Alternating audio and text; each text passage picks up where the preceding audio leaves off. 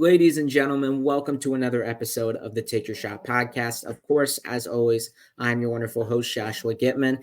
And what a second round we've had so far. It's been surprising, it's been shocking, and it's been unexpected. And what can you say? In the NBA playoffs, the unexpected is the expected, and that is exactly what we are getting so far in almost every single series.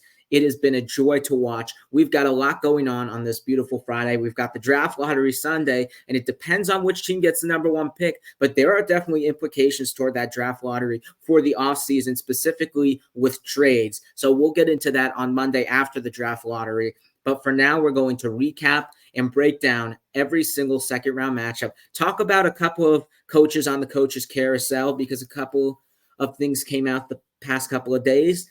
And that's what we're going to do today. And we're going to get right into it now. And we're going to start with the most surprising thing, of course, that's happened in the second round. The Minnesota Timberwolves have gone up 2-0, beaten Denver twice in Denver, something that nobody expected. Okay, they stole a game one. That's great. Denver's going to come out strong, beat them again. Nope. Minnesota won by 26, 106-80. They held this Denver Nuggets team to 80 points, and they did it without Rudy Gobert and without the defensive player of the year.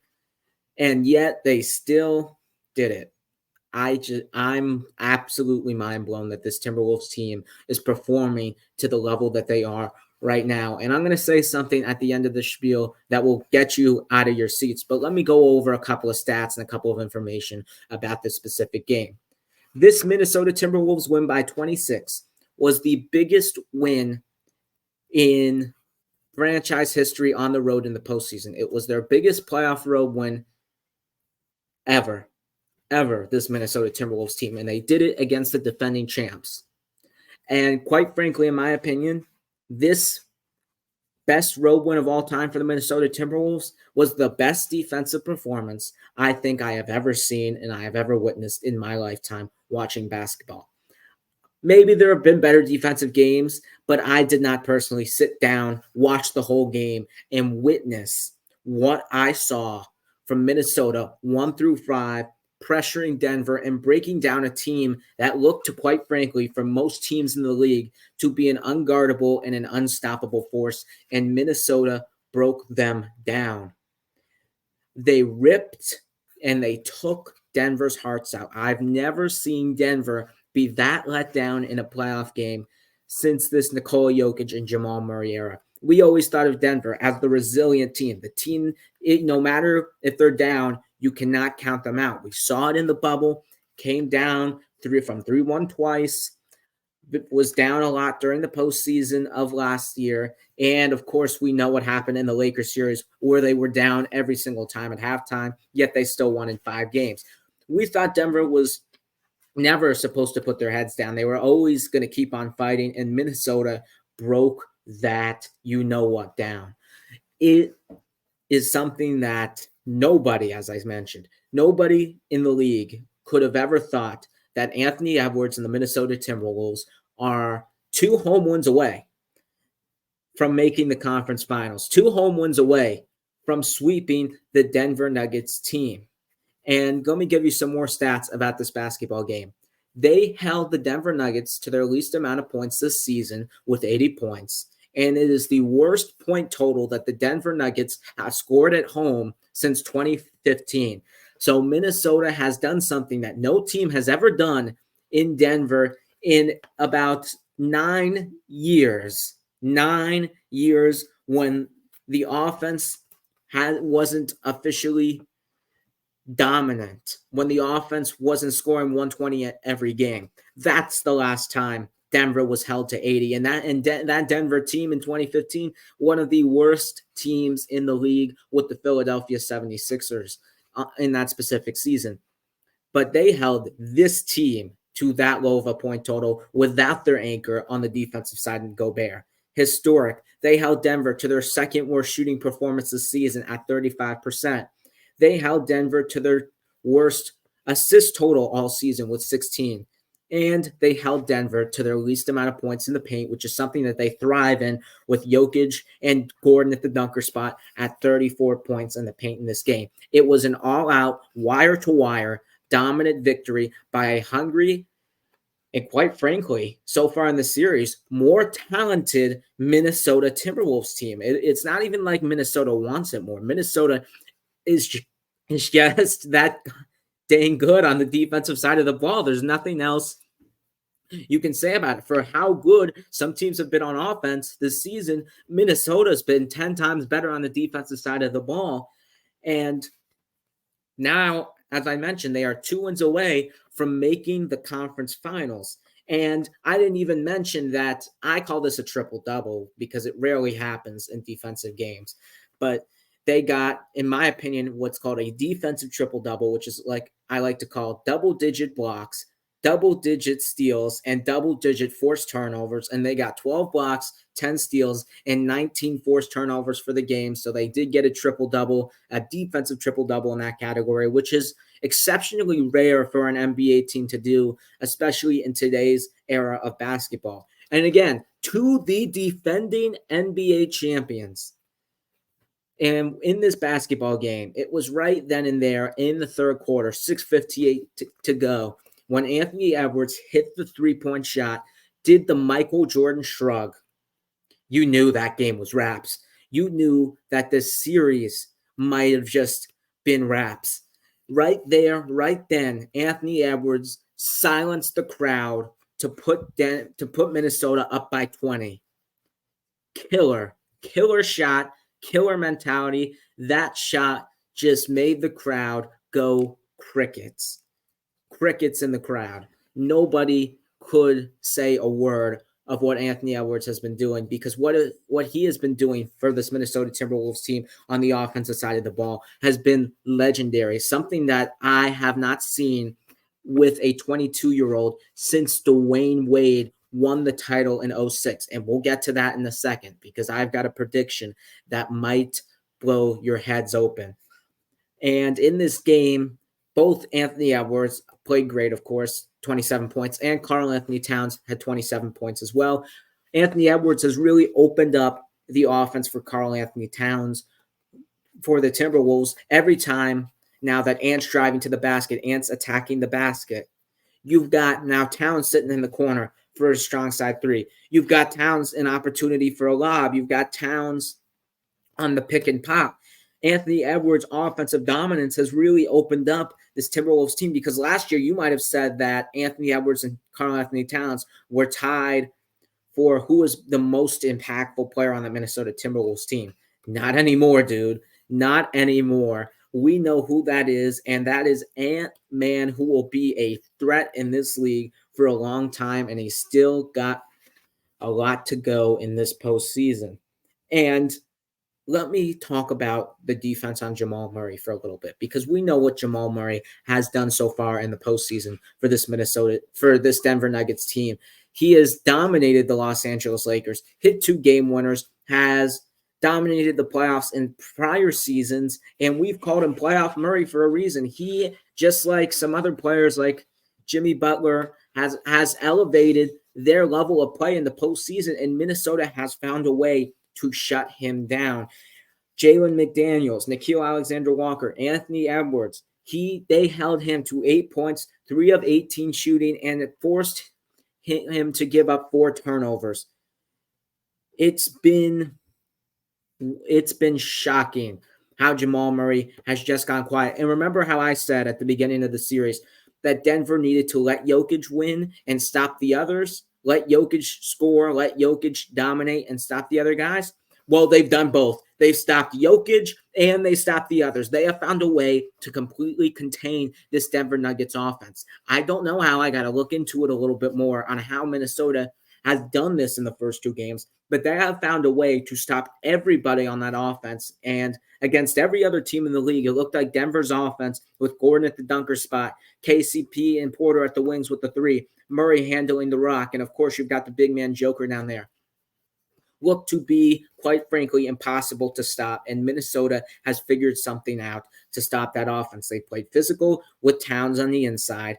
They're forcing Jokic into double teams, and their recovery time has been super quick and super precise, and they're not giving easy, wide open free looks to Michael Porter Jr. and Kentavious Caldwell-Pope. And even without Rudy Gobert in this game, as I mentioned, Karl-Anthony Towns played great defense on the inside, but also Naz Reid played amazing defense, the sixth man of the year. He did not only win that award because of his incredible offensive performance, he won that award because of his incredible defensive performance. And in this game, too, he showed it when he was the primary defender. He held Denver to 0 of 11 shooting, 0 for 11 shooting.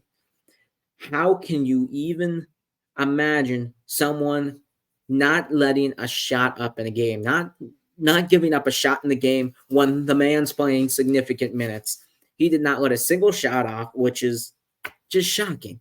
So credit to Naz Reid there. And this Minnesota Timberwolves team, not only on the defensive side of the ball, but they have been the number one offense so far in this postseason as well, when they were 17th in the regular season behind Anthony Edwards, Naz Reid, Mike Conley, Karl-Anthony Towns.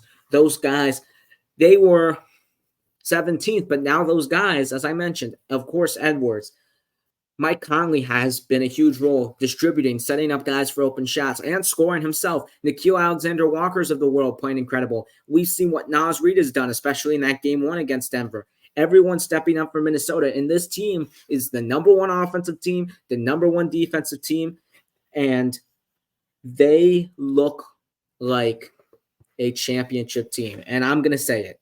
I'm going to say it. I know what OKC has done this season. They've been incredible. We'll get to them in a second. I know what Dallas has been doing the past couple of months. They've been playing their best basketball that we've ever seen in the Luka Doncic era. And we know what a team like the Boston Celtics is capable of doing. I do not care what I've seen from this Minnesota Timberwolves team. This Timberwolves team, in my opinion, I'm going to say it blank.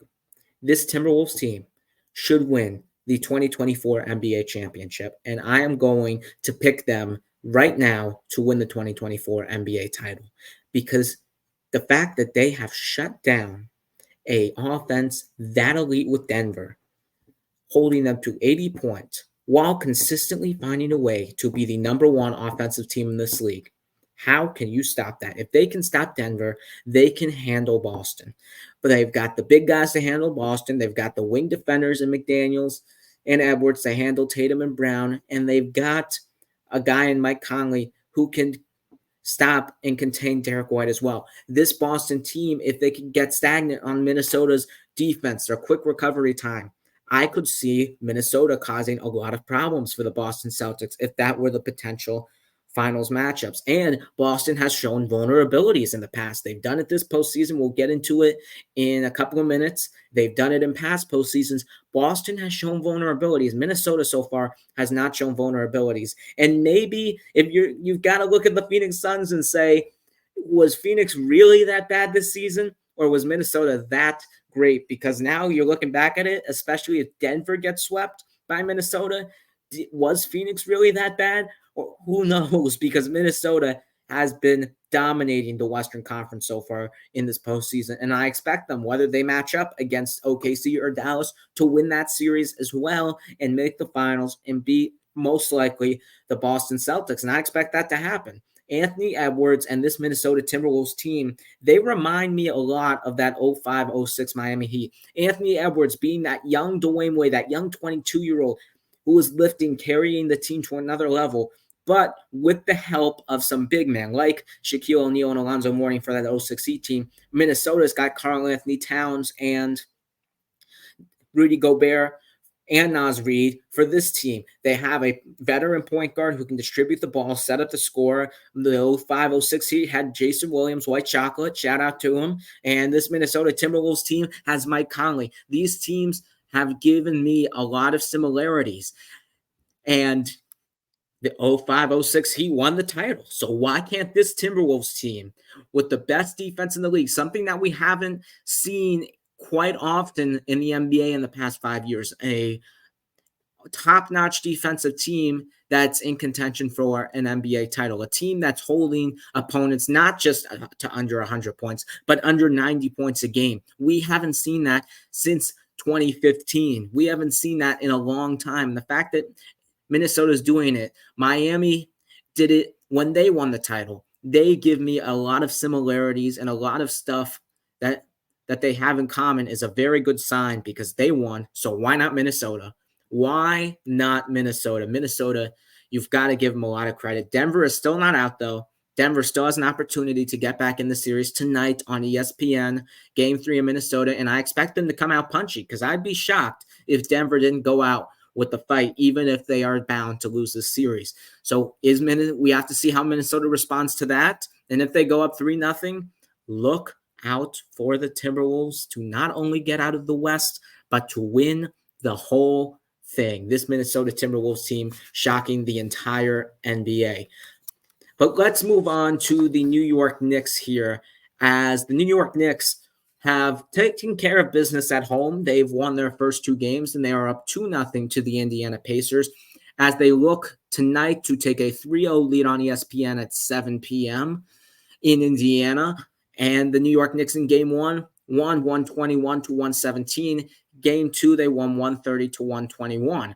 Now, the question is with this New York Knicks team, it's been a very interesting up and down postseason run, not necessarily down on the losses, but down on the injuries, because there has been a lot of injuries for the Knicks this season, and it's been absolutely just a heartbreak considering that this New York Knicks team has looked like the best Knicks team since Patrick Ewing in 94, since maybe even Walt Frazier, Dave DeBusschere, Willis Reed back in the 70s. This Knicks team has been that special, and they've really uplifted the city of New York, and they've really uplifted Madison Square Garden, and they've continued to be great, but they've had some brutal injuries. So what is the bigger storyline here? Is it the Knicks actually being successful, actually being relevant again, going to the conference finals, or the injuries going on with the New York Knicks team and what could potentially be holding them back? First of all, you got to give the New York Knicks credit. They've excelled this postseason. They're only 2 wins away from an Eastern Conference Finals. And who would have expected that? Who would have expected the Knicks to make the conference finals this season? And they're going to be their first in the last 24 years. I don't think anybody would have thought that New York would have been in the conference finals ahead of Milwaukee, ahead of Philadelphia, and even ahead of a team like the Miami Heat. But yet, here they are sitting in a position where they are 2 wins away from doing that. Jalen Brunson has been a superstar, an MVP kind of a caliber player, and he is going to be a superstar for years to come. And it's been absolutely exciting to see how Jalen Brunson has elevated his game like a superstar should in the postseason, been the guy, closed out games in the clutch time, which the New York Knicks have had a lot of clutch time games this season and in the postseason, which is what's made them so fun is their clutch games. And Jalen Brunson has taken care of business in those games. He doesn't fold. He doesn't get out of the moment, unlike some other superstars in clutch time games. That's what you got to love about him. Then you've got the other Nova boys, Josh Hart and Dante DiVincenzo. Josh Hart was there last year. This physical, gritty, grindy kind of a guard. Get every loose ball, get every hustle ball. Going to play 48 minutes a game for you and will hit timely shots. Josh Hart's impact on the New York Knicks cannot be matched by probably any other player in this league. And Dante DiVincenzo's emergence from being this kind of role player, this kind of streaky shooter, can get you like 10 points off the bench, to whoa, this guy looks like he is more than a role player. He looks like an above average starter, someone who you can rely on to give you 20 points a game every night, because that's how good Dante DiVincenzo has been from beyond the arc. He has been absolute lights out from there, and it's making teams collapse on him, and it's giving him more opportunities to go inside the cup and work on his game on the inside as well. So he is a huge threat scoring-wise for the New York Knicks, which is something that they're, other than Jalen Brunson, something that is not their strength. And of course, you've got to give some credit to Deuce McBride. After they traded Emmanuel quickly, the Knicks asked Deuce McBride to come on in. Here's your chance. Here's your opportunity. You're a second-year player. Step up. We need you in this situation. And Deuce McBride has provided the Knicks with potentially even better play than what Emmanuel Quickley has provided for the New York Knicks. Deuce McBride picking up guys full court, making timely passes, being a physical hustler guy, being a great defender, unlike Emmanuel Quickly, who was a little bit of a liability on that side. And he's much improved on his three-point shot, as I just mentioned. So credit to him. And then Isaiah Hartenstein. Mitchell Robinson been out a little bit this season, and Isaiah Hartenstein has stepped up. He's been incredible defensively on the interior. Not a lot of guys are trying to score on him on the inside. And he is a great offensive rebound. He's a great pick-and-roll guy, and he gets DiVincenzo, gets Jalen Brunson opportunities to score. And also, when OG Anunoby's healthy, he's been a great kind of a wing defender for the New York Knicks, something that's that glue guy on defense, someone that can guard the best player. And it's great that all these players have been playing well for the New York Knicks, and they're at their best in years. But the problem is these injuries. These injuries are something that is a major concern for the New York Knicks, as Mitchell Robinson is now out for an ankle injury, 4 to 6 weeks. They lost Bogdanovich with the foot. He's out for the season. OG Anunoby is out for game 3 with a hamstring injury. Jalen Brunson hurts his knee in game 2. And of course, he looks to be a little bit not 100%. And obviously, Julius Randle is out for the season. So the injury list is just piling up for the New York Knicks. And I'm going to say the injuries are a bigger problem in this situation, because when you're playing 7 guys, no shade on Tom Thibodeau. I don't want to sound defensive or anything, because Tom Thibodeau is a great coach. What he's done to change this New York Knicks team with his system has been something that nobody expected out of him, especially after being fired from Minnesota. We did not expect that out of Tom Thibodeau, yet he has done that. But when you're only playing 7 guys, you are bound for injuries. Thibodeau has had this problem before. He has ran players to the ground. He has ran them hard, and he is playing guys more than they need to play in regular season situations, and sometimes even playoff situations like this one. So the fact that that's happening, the fact that guys are continuing to get injured, maybe it's not a coincidence. Maybe there's something else going on here. I understand if you play 7 guys in a conference final situation where it's like game 6, game 7, you're on the verge of elimination, or the NBA finals when, of course, you've got only a couple of games left in the season. But the fact that this New York Knicks team has had Josh Hart play 48 minutes in 6 out of the 8 games, so he's played every possible minute. OG Anunoby in the 4 games before he got injured played 47, 50, 45, and 42 minutes. Jalen Brunson in the past 4 games has played 44, 51, 44, and 44 minutes. And Donte DiVincenzo in his last 3 games has played 48, 44, and 44 minutes. You can see that Thibodeau is running these players to the ground. And it's not even the fact that some of your guys are getting injured. It's the question of when you get to the conference finals, when you're going to play a team like the Boston Celtics, who are a dominant force, a dominant team, and a team that you're going to need to be 100% flawless and 100% perfect against, and you're running your guys to the ground early.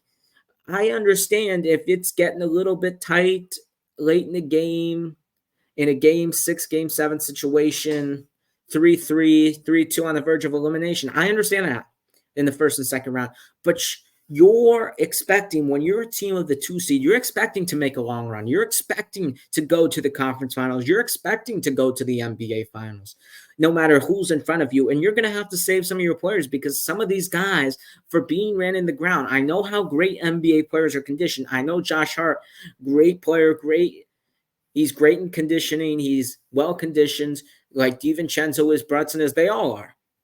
But eventually they're going to run out of gas.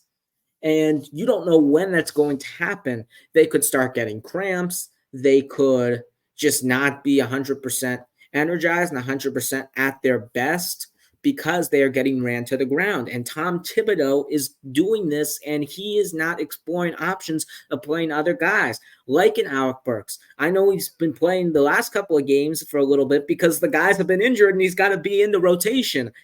But other than that, when the guys are fully healthy, He's not in this postseason so far. He has not explored the option of playing a guy like Alec Burks.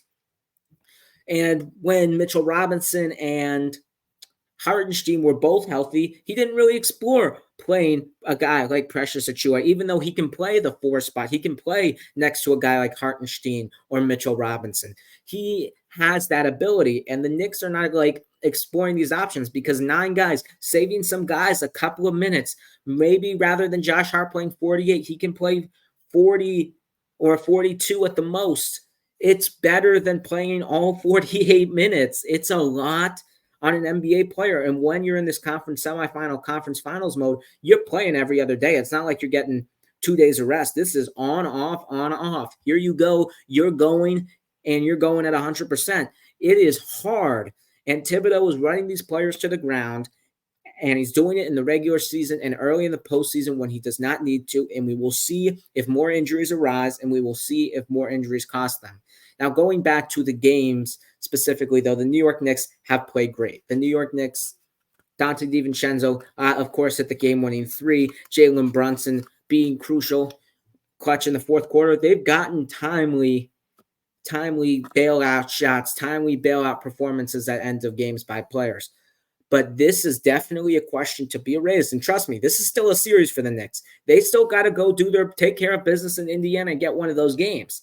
And if not, here we go. Now it's going to linger to a 6-game series. Now it could be a 7-game series.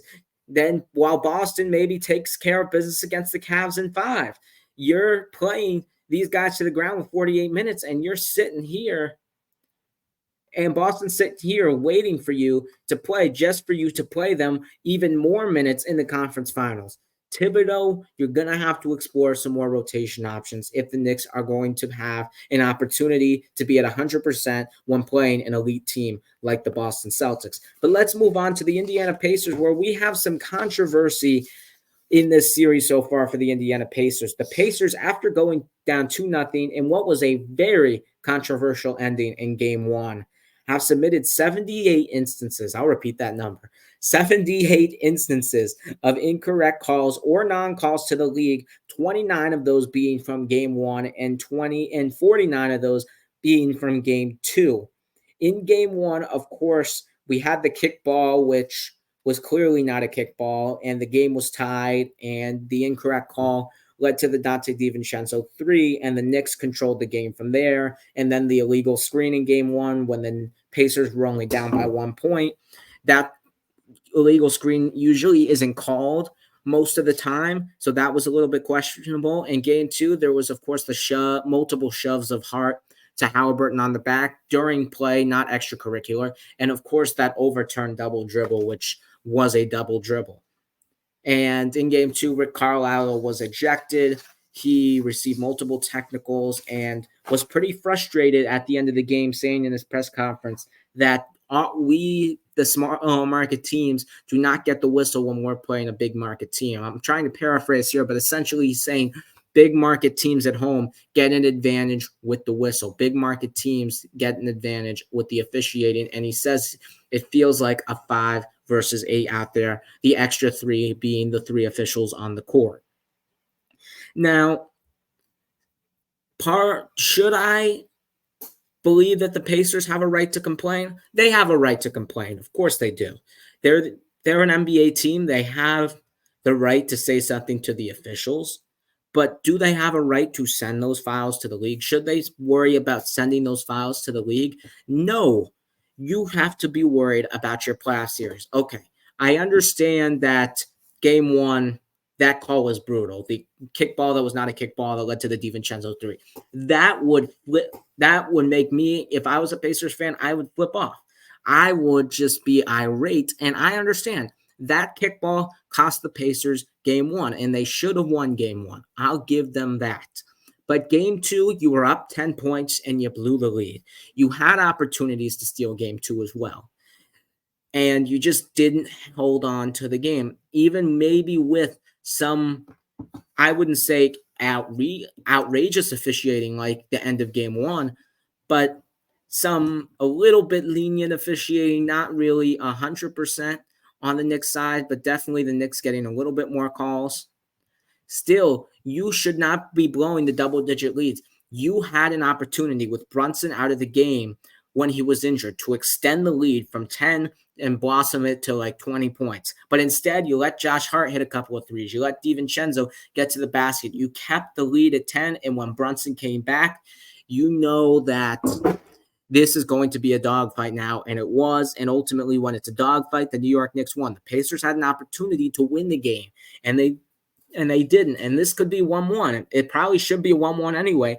But Indiana could be sitting here at 1-1 in a great position by winning game 2. They did not do that, and they had great opportunities to even win in game 1 as well. They were up big in game 1 as well, and they blew that lead as well. So Indiana's going to have to find a way to maintain leads on this Knicks team, because when it comes to a clutch time game with the New York Knicks, I'm taking the Knicks, because the Knicks have found ways to win close games all year long, and there's really been no team that has played that many close games as the New York Knicks this season, and they've just been so successful in closing out those games. So why am I going to pick against the New York Knicks in that kind of situation? So Indiana's going to have to find a way to control the pit floor from wire to wire and find a way to win game 3, because if they don't, you're down 0-3. No team has ever come back from 0-3. So essentially tonight will be their season, and we will see what happens there. But I want to move on to the shocker of last night, where the Boston Celtics,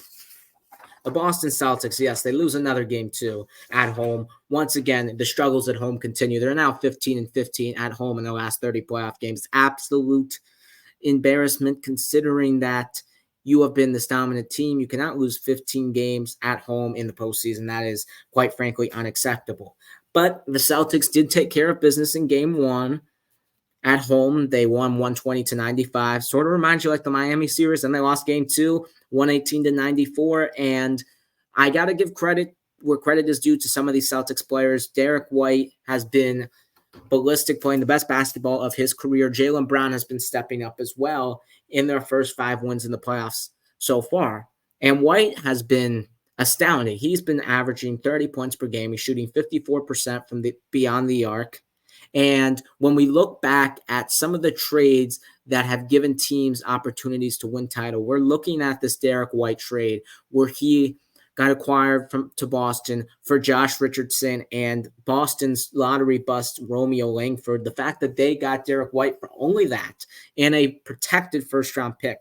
We look at the move Brad Stevens made for him. That could go down as one of the best trades in NBA history, and I'm not even joking. That's how big the impact of Derek White has had on this basketball team. And he's really been doing it all of last season and now all of this season in the postseason. And it's been an amazing thing to view there.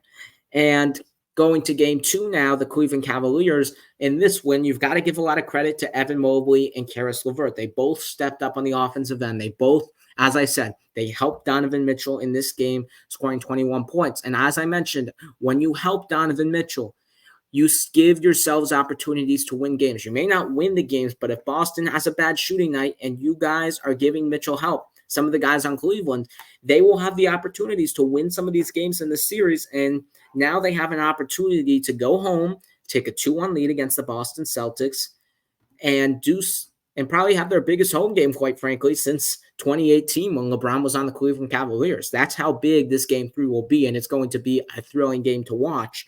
Even though we know what happened in Boston's last series when they blew it at home in game 2. They won 3 straight, and they won the series. Could it happen again? Absolutely. Do I expect it to happen?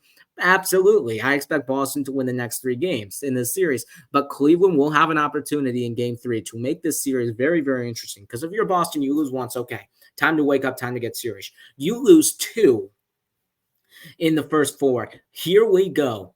This is going to be a series now. This is a series right here. That puts way more pressure on Boston. Of course it does. But now Boston is getting like, okay, we screw up one more time. We're on the verge of elimination. This gets very, very interesting for the Celtics if they lose game 3. Do I expect it? No. Will it be interesting to watch? Of course it will be. But specifically, the problem with Boston in this Cleveland series, and the problem with Boston, quite frankly, in their 2 losses so far in this playoffs, has been the offense of Jason Tatum. Boston has really not gotten a lot from Jason Tatum in this postseason. He struggled a lot, and it doesn't feel like he's asserting himself on offense, and he's struggling shooting mightily. In his last 4 games before game 2, I know he had an okay game 2, but in his last 4 games before that, he was 6 of 16, 2 of 7 from the 3. Next game, he was 5 of 14, 2 for 6 from the 3. Next game, he was 4 for 9, 2 for 4 from the 3. And the game after that, 7 for 19 and 0 for 5 from the 3. Jason Tatum, he either has solid shooting games and doesn't really assert himself on offense, or he has bad shooting games and just takes a lot of shots. It really hasn't been so far in this playoffs the Jason Tatum game we saw like last year where he scored 50. Obviously, I'm not expecting him to score 50 points, but I expect Jason Tatum to put up some superstar performances in the postseason, taking advantage of some of these teams. And has Boston been winning? Yes. Does it have to be a concern right now? No, not necessarily, but could it be a concern going down the stretch, playing a physical New York Knicks team in a potential conference finals matchup, playing a physical Minnesota Timberwolves team in an NBA finals matchup? And when you're those two grit grind defensive teams, you're guarding the other guys, you're more likely to contain the other guys because those guys on defense are just that great, both Minnesota and New York. So Boston is going to be a little bit stagnant on offense. And when you're stagnant on offense, you have to rely on your superstar to take you to the promised land. And Jason Tatum has shown his struggles in the postseason when he is called upon to do that. 2022, Game 4, had the opportunity to go up 3-1 against Golden State. Couldn't get the deal done. 2023 against Miami. Couldn't get the deal done. Even though they won 3 straight, still couldn't get the deal done. They lost that series. So Tatum has shown his vulnerabilities in the playoffs before. So Tatum is going to have to find ways to get his groove going back because it may not matter in the last series against Miami. It may not matter this series against the Cavaliers. They may win 3 straight, as I just mentioned.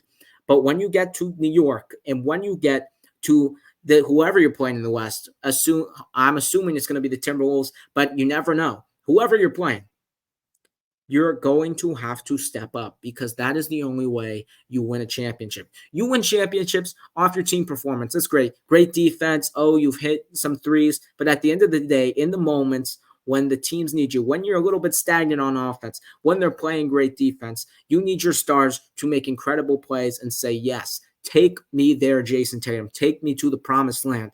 And he hasn't shown that yet, and we are going to find out as we get toward the stretch of the playoffs, if he will. It's not a concern yet, but just look out for his shooting. Just look out for it. Just watch it and observe it. That's what I'm doing. Watch it and observe it. Could it become a concern this series if they lose? Yes, but for right now, we're just watching, we're just observing, but it could be a major concern going down to the later series. And it's like concerning when guys like Jaylen Brown, Kristaps Porzingis, Derek White, they're not going to have great games every single time. So Jason Tatum is going to have to find those ways. And even in this Cleveland game, for example, game 2, Jaylen Brown, Derek White had probably their worst playoff games so far this postseason. Of course, Porzingis is not playing. Tatum was not there to step up. Tatum was not there, and Cleveland dominated as Boston got stagnant on offense, only hitting 8 out of 35 threes. And the thing is with Boston, if Boston is bad, they're really bad because we know if one of those guys are bad, all of them are bad because they don't find ways to step up when the moment is there and when the moment is needed. That's why we say when they're bad, they look very, very bad, and they looked awful in this game against the Cavs. It's unacceptable to lose a game by 24 to a Cavaliers team at home without their second best player in Jared Allen. I don't care whether you have Porzingis or not. That is still something that is a concern. Again, the struggles at home in the postseason, that could linger with them. It's going to be interesting going on the stretch. And one thing that I don't think people have really been talking about with this Boston Celtics team, Jrue Holiday. Jrue Holiday is somebody that was last year the second option on a number 1 seed Milwaukee Bucks team. He was the third option on the 2021 Milwaukee Bucks title team on the offensive side of the ball. Where has Jrue Holiday been? I understand he's taken a step back because this Boston Celtics team is just that darn good. This Boston team is just that great.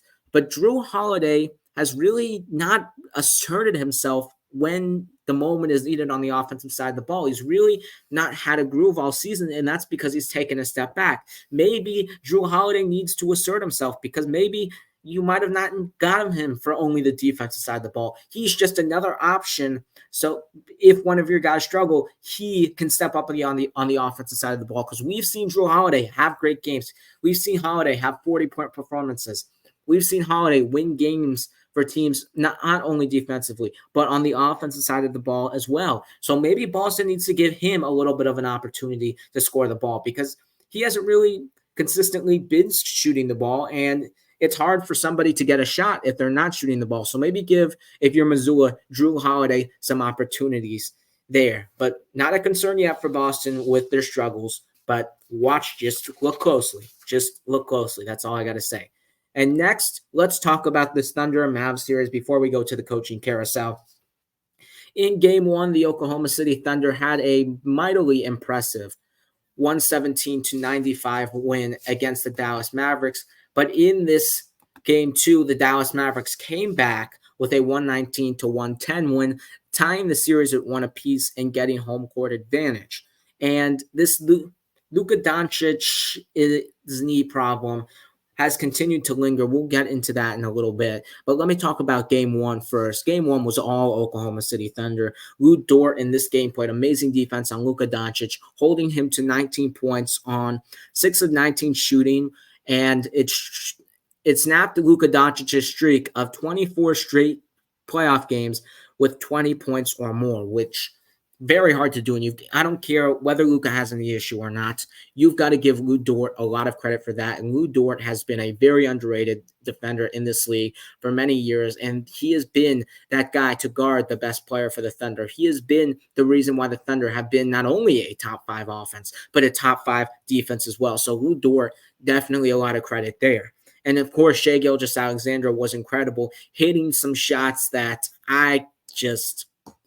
I've never seen before. 29 points, 9 assists, 9 rebounds, almost a triple-double there.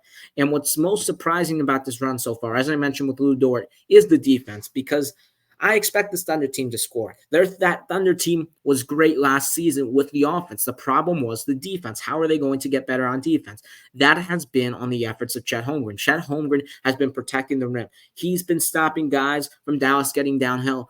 Dallas is going to have to rely on their three-point shot. And when Oklahoma City knows that they've got the big guy, Chet Holmgren, on the inside, even if they get bet, they can keen in on the three-point line, and they can stop the shooters. They can stop the Doncic from getting hot from three-point line. They can stop Tim Hardaway's, the Kyrie Irvings of the world from getting hot. And it forces people to go to the rim. And when people go to the rim on OKC, you've got that big athletic freak and Chet Holmgren right there in the middle, waiting to contest and waiting to block your shot. So it's very hard to score on this Thunder team, and you've got to give them a lot of credit for what they've done on the defensive side of the ball. And that is what's been the game changer. They had a great offense last season, as I mentioned, but this season it has all been about the defense working with the offense. And when you have both a great offense, what we saw from Oklahoma City last year, along with the incredible defense they've had this season, you are a championship contender. Top 5 offense, top 5 defense shows signs of a NBA contender for a title. And in Game 2, the Mavericks did bounce back here. They played a lot better of a game in this one. They were more into it. They were hitting more of their three-point shots, which we know they can do. They played a lot better on the defensive side of the ball. They forced the Thunder into some turnovers problems. They forced the Thunder to make contested shots. They forced the Thunder to get a little bit out of their offensive action with Shai Gilgeous-Alexander. And they made it really difficult for the Thunder to match them on the offensive side of the ball as well. So it put pressure on the Thunder to get stuff going. And the Mavericks defense really built off their offense, and they really got a lot of momentum and a lot of steam from their offense. And that's ultimately what carried them to win this game. Luka played much better, and PJ Washington in this game for Dallas got his first playoff double-double, 29 points and 11. He was fantastic, taking advantage of the Josh Giddey matchup, if I'm not mistaken, Josh Giddey was guarding him for a little bit. He was taking advantage of that. He was getting rebounds. He's been impactful. And the question is, with this Luka knee injury, who's going to help help and step up a little bit. Because Dallas, it's you don't know who's going to show up. And PJ Washington in this postseason so far has showed up for this Dallas Mavericks team.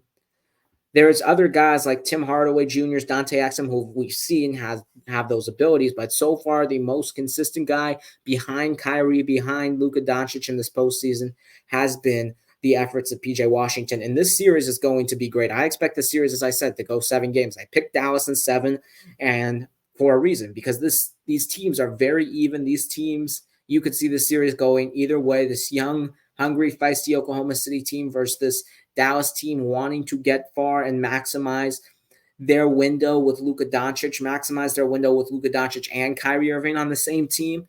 So this series, I expect to be 2-2. I expect to be 3-3 going into that game 7. This series will be great, and there will be more to it. But I want to talk a little bit about Doncic's knee injury. In the last 4 games before this game 2 win, he only shot 14% from the 3, whereas he only hit 5 of his 35 3-point shots in his last 4 postseason games, which with Luka Doncic, it's absolutely shocking. And actually that 14%, if I'm not mistaken, that is the worst over a postseason stretch in NBA history. And the fact that Luka has done that, it's a little bit concerning because we know Luka's not going to miss 30 out of every 35 threes he takes. Luka is an absolute bucket. He could probably hit, if 3 guys were in his face, he could hit 5 of 35 threes. So something is definitely up with Luka Doncic, and that is definitely a concern when you're going to need every little bit of him and every little bit of Kyrie Irving to beat this young, hungry, feisty Oklahoma City Thunder team, to potentially get to the NBA Finals. Luka Doncic is going to need to be at his best, because if not,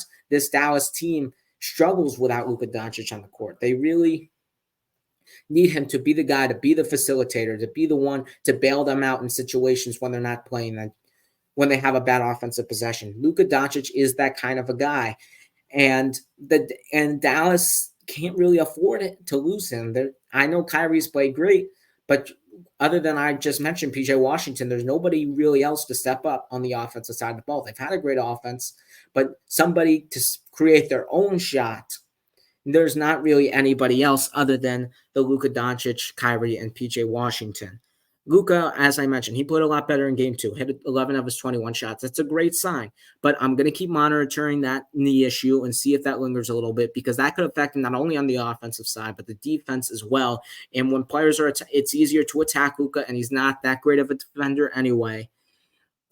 And we'll see what happens with this knee injury going down the stretch. I really think that his movement was better in game 2, but we'll see if that lingers, because remember, these guys are playing every other day. It's go off, go off, go off. So this knee injury could become an issue over time, but we'll just have to wait and see there. But I want to go to the coaches carousel here, as let me first talk about the Charlotte Hornets, as they hired current Boston Celtics associate head coach Charles Lee to a 4-year contract to become their next head coach. Charles Lee was an assistant for Boston this year. He was an assistant under the Mike Budenholzer tree. He now gets this opportunity in Charlotte to become that next head coach. And as I mentioned, when the Hornets fired Steve Clifford, I think this is a perfect hire for the Hornets, because as I mentioned, I thought the Hornets needed this young guy who's going to bring them physicality, who's going to be a dog, going to lead that team, hold people accountable, and that is Charles Lee. Charles Lee is someone that I've seen on the sidelines talk to players, hold them accountable, tell them what's right and what's wrong, be that kind of guy, clap their hands, tell guys to be physical. He is that kind of guy that I think is going to change and shift that culture and that identity of that Charlotte Hornets franchise. And I think you couldn't have gone any other direction. And because I don't think an old head coach is good with a relatively young team. I've always had this thing with the kind of coach being with that kind of age team, whatever age the team is, whether they're young or old. I think an older team should have this kind of older veteran coach, and I think this younger team should have a younger coach to build along with them. And I think this Charles Lee hire is perfect, giving him an opportunity after proving himself, after being a contribution in the Milwaukee Bucks championships, being a contribution so far for this Boston Celtics team, and for years under Mike Budenholzer, and now this season Joe Mazzulla. He has been great. I think the Hornets will really benefit from him. I think their defense will be much improved under Charles Lee. I know JJ Redick was in the conversation. I think he was the other reported finalist. I didn't really like that move. I didn't really see the fit there. I know JJ Redick, great basketball mind. Trust me, great basketball mind there. But he just doesn't give me the mentality, the kind of personality to play along with the coach, along with a guy like LaMelo Ball or Brandon Miller. I feel like he's more like this kind of toned down kind of a guy, more quiet, more lenient, more calmer kind of a guy. I think they need a physical guy and someone who will assert himself and his team, my plays. You're running the offense like this. I'm here to get you better and to win basketball games immediately. That is the coach Charles Lee and that is what he's going to bring to Charlotte. Great hire for the Charlotte Hornets there.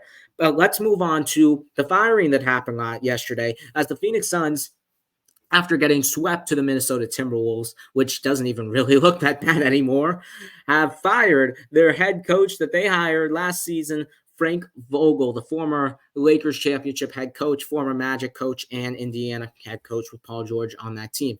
Now, is this surprising? No, this is not surprising because we know how Matt Ishbia is.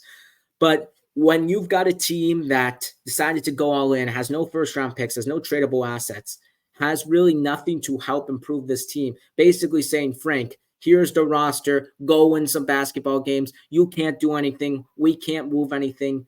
This is the team. You can't make any adjustments. You can't make any suggestions. We can't do anything because Phoenix literally put themselves in a position not to do anything. So can you really blame Frank Vogel there? And now looking back at it against this Timberwolves team was great as well.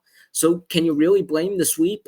These teams are not giving coaches opportunities, and they committed a 5-year contract to Frank Vogel. I'm not saying give him the full 5 years, but you've got to pay that contract off. Plus, you're only letting the man stay for 1 year, and now this is going to be your third head coach in 3 seasons. If you're Phoenix, this is not the position you need to be in, especially with someone who's as hungry as Kevin Durant, who's as hungry as Devin Booker to win an NBA championship, and you're still in the same position as last season. You still can't do anything. You don't have any picks. You don't have any assets to trade. You even have a bigger payroll because you extended Grayson Allen. So I don't know what adjustments can be made here for this Phoenix Suns team. And can you really blame Vogel? He wanted a point guard. Phoenix didn't go out and sign a point guard. They can't really trade from point guard. I just don't know what is to blame for Frank Vogel. And I didn't really like the fire. And I think maybe one more year would have suited. But 1 year for a coach that won 49 games, I don't care who the team is. I just don't really understand it. But they are going to be hiring, most likely, what reports have been saying, former Bucks championship head coach in Mike Budenholzer. I think, personally, not from the whole Matt Ishbia and James Jones crap. He's a great coach. He had some personal issues going on in that 2023 series against Miami. That something was definitely up with him, and I don't think it was something that he wanted to reveal, but I think he was dealing with family issues, and that's what was reported, and he definitely didn't look right, and he definitely wasn't coaching the way that we know he can coach. He's a great coach. He's been around the league for years. He's won NBA titles, and I think if Phoenix can get him, that's a great hire. But I think they should have committed to Frank Vogel as they did, but Mike Budenholzer will be a great hire for this team, and who knows? Could Kevin Durant and Devin Booker request trades? That'll be to come, but I think Mike Budenholzer can make this team a little bit better defensively with their defensive schemes because he is that kind of a coach. Even still, their defense may not be great, but I think they can figure out things going down the stretch. And I think that's all I got for you today. Thank you so much for watching the Take Your Shot podcast. Remember to please follow me on Instagram at take_your_shot_podcast_. That's at take_your_shot_podcast_. And tell me how you would have taken your shots on these takes. That's all my shots for the day.